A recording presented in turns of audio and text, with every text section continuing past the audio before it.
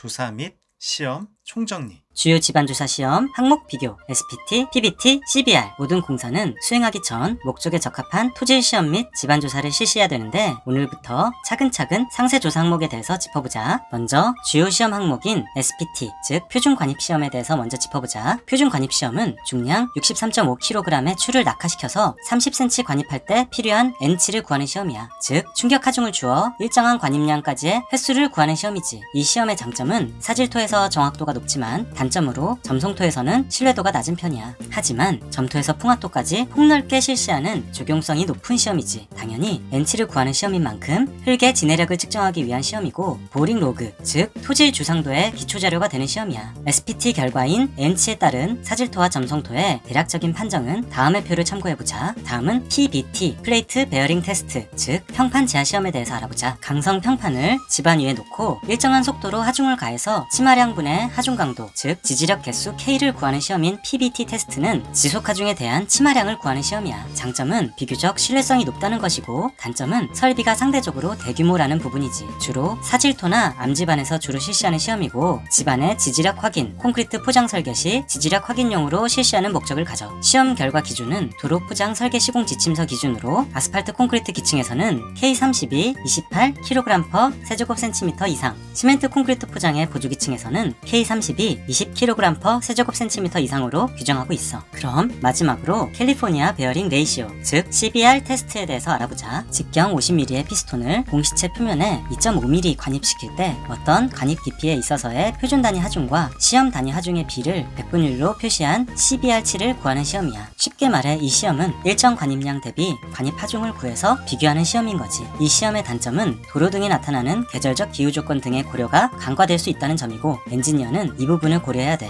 또 이 시험의 적용성은 점토부터 중간 자갈 크기까지의 집안에 적용할 수 있으며 시험의 용도는 노상토 지지력을 파악할 때도 쓰고 특히 아스팔트 콘크리트 포장 두께 결정 시 수행하는 시험이기도 해. 시험 결과의 판단 기준은 노상의 경우 CBR이 10보다 클 때, 보조기층의 경우 CBR이 30보다 클 때 통상 양호하다고 판단해. 마지막으로 지금까지 설명한 사항을 표로 일괄 정리해서 보여줄게. 잠시 영상을 멈추고 복습하는 의미에서 표를 정독해보자. 사운딩 시험이란 원위치 시험의 일종으로 로드 선단에 부착한 저항체를 지중해 매입해서 관입, 회전, 인발 등의 힘을 가하여 그 저항치로 토층의 상태를 알 수 있는 방법을 말해. 사운딩 시험의 장점은 간편성과 기동성이 양호하다는 점이고 단점은 대체로 정밀도가 상대적으로 떨어질 수 있다는 부분을 들 수 있겠어. 그럼 사운딩의 종류에 대해서 알아볼까? 먼저 사운딩은 시험 원리에 따라 관입시험, 회전시험, 인발시험으로 나뉘고 관입시험은 동적 관입시험인 SPT, 동적 원추 관입시험과 정적 관입시험인 더치 콘 페네츄레이션 테스트와 포터블 콘 페네츄레이션, 스웨디시 사운딩이 있어. 또 회전시험에는 베인 쉐어 테스트가 있고 인발시험에는 이스키메터 테스트가 있지. 그중 지난 시간에 다룬 SPT를 제외하고 대표적인 테스트 방법에 대해 개념만 간단히 짚어보자면 베인 테스트는 연약 점토용으로 십자형의 베인을 지중해 삽입, 회전시켜서 저항하는 저항치로 진흙의 점착력을 판단하는 시험이야. 또 콘 관입시험이란 원추형의 콘을 지중해 관입시켜서 관입 저항치로 흙의 경연 정도를 파악하는 시험이지. 스웨덴식 사운딩이란 저항체에 100kg 하중을 가하며 회전시켜 그때의 회전수로 흙의 상태를 파악하는 시험이야. 각각 시험의 상세사항에 대해서는 사실 알면 좋지만 암기하자고 하기엔 애매해서 표로 정리만 해서 띄워둘게. 실무에 필요하거나 완벽 답안을 추구하는 사람들은 참고해보기로 하자. 집안의 정밀물리 탐사. 정밀물리 탐사란 파의 회절, 반사, 전파 원리나 전기 비저항의 변화를 측정해서 집안 물성과 지층 분포, 불연 속면, 공동, 지하 매설물의 위치 등을 시각적 영상이나 해석적 분석 방법으로 조사하는 비파괴 탐사법을 말해. 이 정밀 물리 탐사의 종류에는 지오토모그래피, 지표 레이더 탐사, 다운홀 테스트라고 하는 공내 속도 검측, 초음파 반향 검측, 전기 비저항 검측을 대표적으로 들 수 있겠어. 그럼 각 종류별 탐사에 대해 간단히 알아볼까? 먼저 지오토모그래피는 CT를 이용해 집안에 시추한 두 천공홀 사이의 지층 구조, 공동 현상, 지하수 등을 화상 처리해서 분석하는 방법이야. 터널, 댐 주변 집안의 지층 분포와 물 물성평가, 제방의 누수부 탐사 등에 적용되는 탐사법이고, 탐사법의 단점은 불규칙한 파쇄대에는 정밀도가 떨어진다는 점이 있겠어. 다음은 지표 레이더 탐사인데 GPR 탐사라고도 해. 전자파를 지표에 전달시킨 후 지층 경계나 불연속면에 난반사되어 돌아오는 반사파의 수신 시간과 특성 변화를 화상 처리해서 분석하는 방법이야. 적용 분야는 지하 구조물이나 외설물 탐사, 터널 배면의 공동 탐사 등에 쓰이지. 특징은 고주파를 이용할수록 정밀도가 향상되지만 탐사 깊이가 증가할수록 저주파 안테나를 사용해야 한다는 점이 있겠어. 다음은 다운홀 테스트, 즉 공내 속도 검측인데 충격 탄성파를 지표에서 발생시킨 후에 시추공의 저면에서 수신되는 파의 전달 속도를 측정해서 집안 물성과 동적 특성을 분석하는 방법이야. 적용 분야는 진동을 받는 기계 기초의 탐사 시나 내진 설계 시 집안 개수를 도출할 때 쓰이고, 특징은 계측과 분석이 용이한 데 비해 비용이 저렴하다는 부분이겠어. 다음은 초음파 반향 검측인데 시추 공벽에 초음파를 입사시킨 후에 회전 반사경에 검측된 반사파를 분석해서 집안 물성과 불연속면의 상태를 분석하는 방법이야. 적용 분야는 불연속면의 방향과 연장을 추정하는 데 쓰이고, 집안의 물성 평가, 터널과 댐 기초의 안반 분류에도 활용돼. 마지막으로 전기 비저항 검측이 있는데 직류 전원을 집안에 흘려보내고 집안이 보유하고 있는 비저항으로 변화된 전위차를 측정하여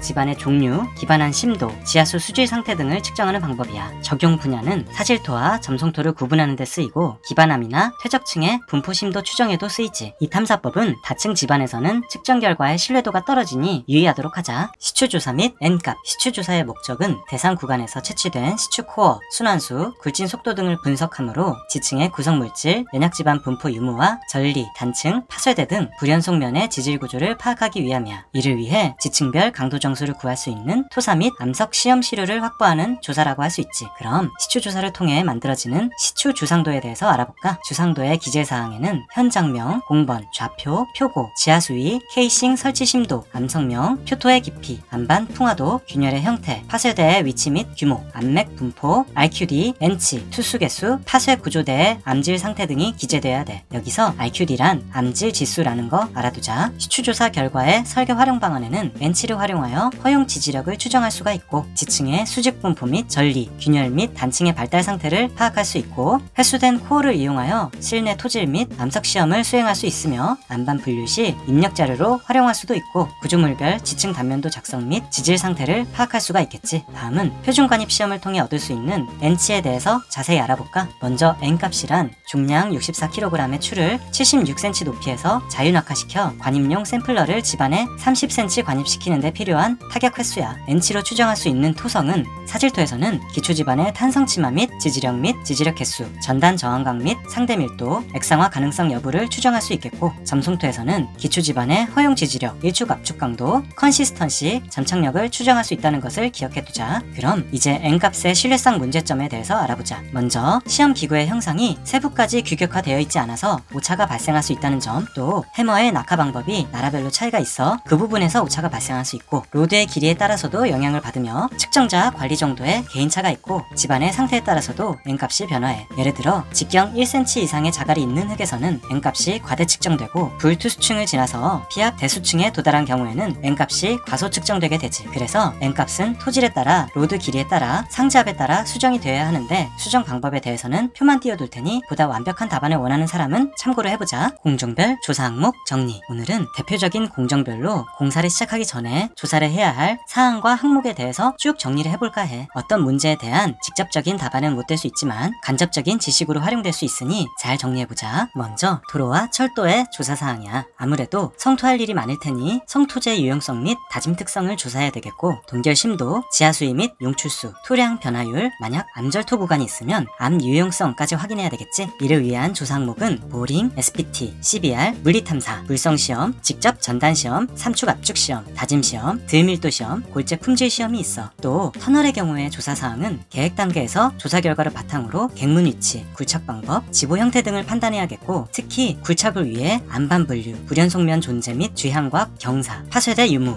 안반 투수성 및 물성치, 굴착암 유용성 등을 알아야 되겠지. 이를 위한 조사 항목은 지표 지질 조사, 물리탐사, 공내 제하시험, 전리면 전단시험, 실내 암석시험, 수압시험, 골재 품질시험 등을 실시해야 돼. 흙막이벽은 계획 단계에서 흙막이벽 형식을 정해야 되니까 토합 계산, 수압 분포, 파이핑 및 히빙 위험 여부, 지하수 유입 및 배수 등을 신경 써야 되겠지. 그래서 SPT, 공내 제하시험, 물성시험, 1축, 3축, 압축시험, 직접 전단시험, 투수시험, 실내 암석시험을 실시하되 연약 집안의 경우 조사사항으로 연약층의 두께 및 범위, 연약 정도, 안밀 치마 및 소요시간, 단계 성토고, 장비 진입성, 안밀 이력 상태를 알아야 되겠지. 그러기 위해 보링, SPT, 더치콘, 대인, 1축, 3축 압축시험, 안밀시험 등을 실시해야 되고, 또한 구조물의 기초공사 시에는 지지층에 따른 지지력을 알아야 하고 구조물의 치마 정도를 검토해야 하며, 이외에도 지하수위, 공동의 유무, 집안 반력개수, 부마찰력 등을 체크해야 되겠지. 그러기 위해서는 보링, SPT, PBT, 옥내 제하, 1축, 3축 압축시험, 안밀시험 등을 실시해야 되겠지. 마지막으로 댐이나 저수지의 경우에는 공사지역의 지층 분포를 파악해서 지지층을 판단해야 되겠고, 집안의 투수성을 확인해서 파이핀 현상의 발생 가능성 여부도 확인해야 되겠지. 그 밖에 송토재의 다짐 특성과 사면의 안정에 대해서도 신경 써야 할 거야. 그러기 위해서는 보링, SPT, 각종 물리탐사, 수압시험, 다짐시험, 투수시험 등을 실시해야 되겠지. 앞서 언급한 사항들을 암기하려고 하기보다는 어떤 공종에 필요한 조사사항이 자연스럽게 떠오를 수 있도록 공종의 필수 조사사항과 이에 따른 조사 항목을 연관지어서 사고할 수 있는 훈련을 해보도록 하자. 그럼 오늘은 이만 끝!